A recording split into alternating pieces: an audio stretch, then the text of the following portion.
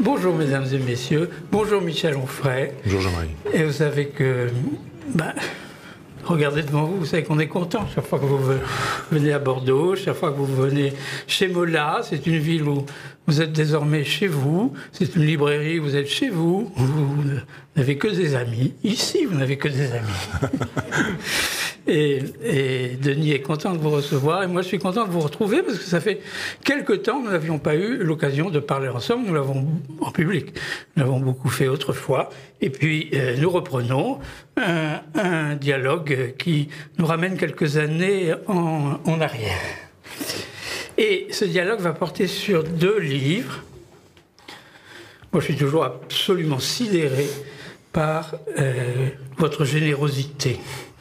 C'est-à-dire l'aptitude que vous avez à écrire autant, à un rythme tel.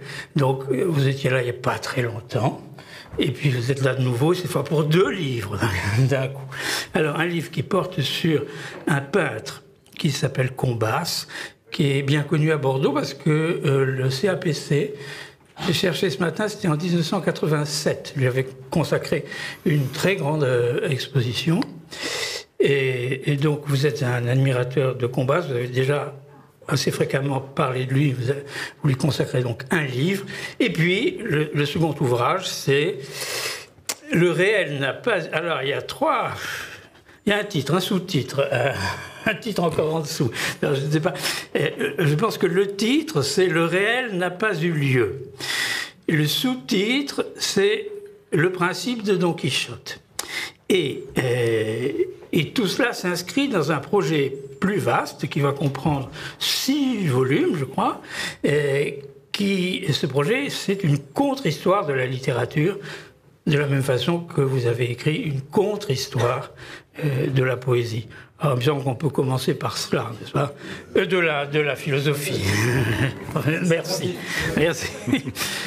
Enfin, littérature, philosophie, poésie, ça se tient. Alors, qu'est-ce que c'est une contre-histoire de la littérature ? Il y a un mot d'explication juste avant que le texte ne commence, mais vous pouvez nous l'expliquer. Et quel rapport il y a d'ailleurs entre une contre-histoire de la philosophie et cette contre-histoire de la littérature ? Merci Jean-Marie pour votre accueil. Merci Denis. Je ne sais pas depuis combien de temps je viens dans les salons Albert Mola, mais je suis toujours très heureux d'être là.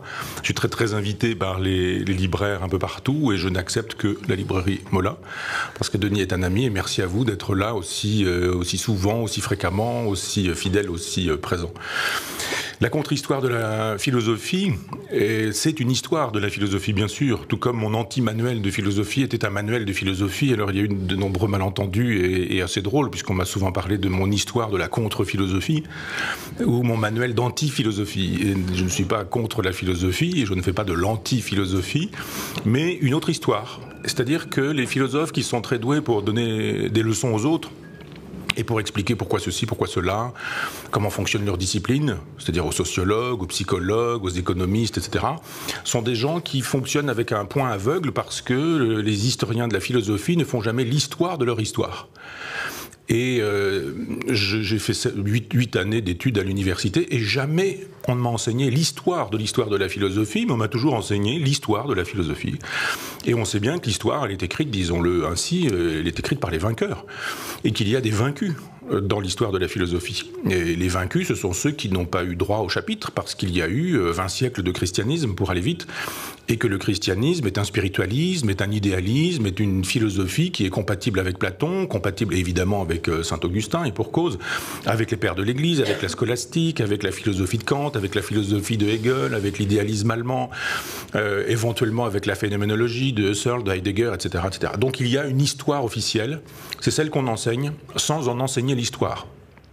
C'est-à-dire qu'on ne fait pas l'histoire de la philosophie en nous présentant ça comme une évidence. Et moi, j'ai été 20 ans professeur dans un lycée et j'ai été victime de cette histoire que j'enseignais comme telle, c'est-à-dire Freud a inventé la psychanalyse, l'inconscient se révèle par l'analyse des rêves, la formulation d'un problème entraîne immédiatement la disparition de ce problème, la cure analytique fonctionne absolument, et les scientifiques, enfin toutes ces choses qu'on nous enseigne comme des vérités. Et quand j'ai créé l'université populaire, ça n'était pas pour faire l'histoire officielle, c'était pour faire une autre histoire. Donc je me suis mis à travailler par moi-même, c'est-à-dire à ne pas lire les gloses, et surtout à ne pas lire les gloses de gloses, et à ne pas croire ce qu'on racontait a priori, à faire fonctionner mon esprit critique, comme un policier qui ferait une enquête, en se disant il y a un criminel, et il y a des indices, et il y a un cadavre, et il y a etc. Le cadavre, c'est l'histoire de la philosophie alternative. Les abdéritains, les matérialistes de l'Antiquité, les gnostiques licencieux, les frères et sœurs du libre esprit, les libertins érudits du XVIIe siècle, un certain type de radicalité des Lumières au XVIIIe, des figures assez singulières, les taureaux par exemple, ou Schopenhauer, que je ne présente pas comme un pessimiste mais comme un optimiste, puisque Schopenhauer nous dit quand même qu'il y a un art d'être heureux. Les pessimistes ne pensent pas qu'on puisse être heureux et qu'il existe encore moins évidemment un art d'être heureux. Donc j'ai souhaité enseigner cette contre-histoire de la philosophie, et finalement c'est beaucoup plus riche que ce que je pouvais espérer dès le départ. Je dis souvent comme exemple que on présente Démocrite comme un présocratique et que Démocrite survit 40 ans à celui qu'il est censé précéder, et qu'il y a quand même anguille sous roche avec une information comme celle-ci. Pourquoi est-ce qu'il nous reste 3 lettres d'Épicure, qui a écrit plus de 300 livres, et les œuvres complètes de Platon en même temps? Mais ça fait sens de savoir pourquoi un philosophe majeur a disparu des radars, sauf 3 lettres perdues qui, pour notre grande chance, ont bien fait d'être perdues parce qu'elles ont été retrouvées. Et alors qu'on a Platon en livre de poche, en Pléiade, qu'on a Platon en collection club, que Platon tout le monde connaît son nom, alors que Démocrite un peu moins, Antiphon sur mon personne, et Lorenzo Valla pas du tout non plus.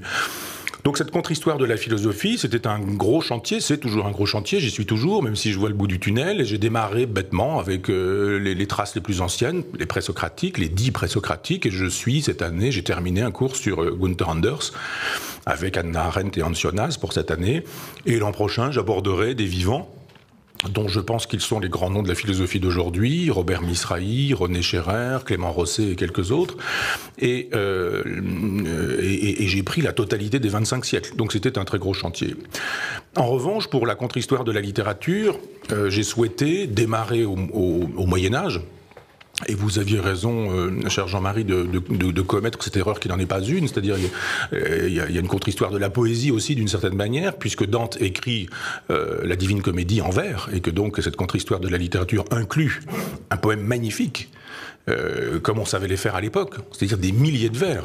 Aujourd'hui, un poète est souvent éthique, sans le H, maigre. Et on met parfois, ça c'est le complexe des Mallarméens, on met parfois 3 mots par page, une grande page blanche, et ça fait de la poésie. Là, on était, comme avec Victor Hugo, dans le souffle, dans l'épique, et en même temps, on disait des choses. Et on disait des choses philosophiques. Et c'est ça qui m'intéresse dans la contre-histoire de la littérature, c'est-à-dire que je suis un mauvais lecteur de romans, parce que je m'ennuie aux romans, et aux romans contemporains qui plus est. Quand on est chez des éditeurs, quand on publie chez des éditeurs qui publient des écrivains, eh bien, on rentre chez soi avec des valises des romans qui se publient, et on se dit, mais je n'en aurais jamais acheté un moi-même, et je ne vais jamais au bout des productions qui sont celles de tel ou tel éditeur, peu importe. Et je me suis dit, mais pourtant, j'ai eu des grandes passions. J'ai adoré, j'adore toujours, mais simplement je les relis plus, mais je veux dire, j'ai adoré Céline, j'ai adoré Albert Cohen, j'ai adoré Joseph Delteil, et je me dis, mais pourquoi est-ce que la littérature est à ce point opposée à la philosophie? Pourquoi est-ce que Camus, par exemple, passe pour un littéraire chez les philosophes, un philosophe chez les littéraires, et que personne ne le lit comme il faudrait, en pensant que la littérature est une voie d'accès à la philosophie? de sorte que je peux raconter vite fait l'histoire du Don Quichotte, parce que en fait, moi je fonctionne à l'affectif, et un jour, je reçois une centaine de mails par jour, les gens me demandent des conférences, des préfaces, des lectures, écouter un CD, regarder une vidéo, et puis faire un commentaire, et malheureusement, je ne peux pas faire tout ça. Et un jour, une dame qui s'occupe de tourisme œnologique dans le sud-ouest me dit « J'aimerais bien vous inviter, mais on n'a pas d'argent, et je ne sais pas comment faire. » Je dis « Écoutez, ce n'est pas l'argent qui m'intéresse, mais en revanche, je fonctionne au troc. Si vous venez à l'Université populaire du goût d'Argentan et que vous nous faites une dégustation de vos vins, et que vous amenez vos vins et que vous les commentez, eh bien moi je viens vous faire une conférence. » Elle me dit « Ah très bien, top là, allons-y, et c'est parti. » Donc on arrête une date, je dis « D'accord, je viens vous faire une conférence à Albi. » Et le temps passe, et puis un jour, je reçois